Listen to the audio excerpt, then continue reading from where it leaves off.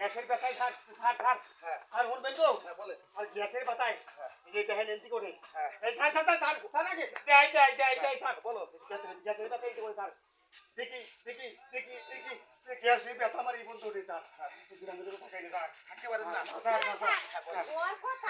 আপনি এখন একটু ভুইলা আবার ওর ছাইরা খেয়ে যায়েন না যে বলেন না মিথ্যা কথা কইতাছে ওই রুকসানা তুমি এটা কি করলা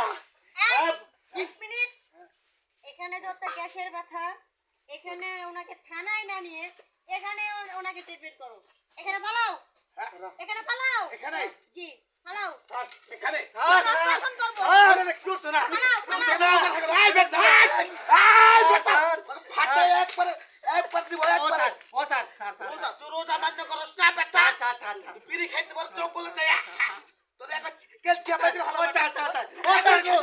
স্যার আরো দাদা কি বল হ্যাঁ থাকবো স্যার মনে 12 মাসে একটা বছর 11 ঘন্টা তুমি খাস ঘটনাটা কি? আপনার এই যে কথা কইবা কেন কথা বলবো না? তোমার স্বামীর কিসের জন্য পুলিশ আসছে? শুনেন আমি ওর সাথে সংসার করি দীর্ঘদিন ধরে আমার সাথে আপনারা অসম্পর্কে ভালো জানেন না আর ও রোজা থাকে না পাঁচ ওয়াক্ত নামাজ পড়ে না এই যে রোজার মাসটা গেল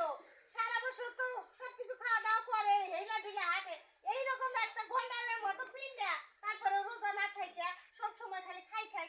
মধ্যে পড়ে থাকে রোজা থাকে না এই কথাটা ঠিক আছে। তুমি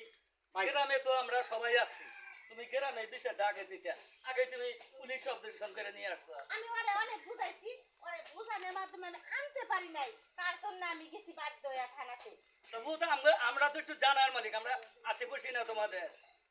আমরা একটু দাম দিলা না। ভাই এই তুই রোজা থাকস না কেন? ভাই হলো ভাই স্যার আপনারা বসেন, ভাই নিচে দাও ভাই দেশেন ওই খালা গো এখানে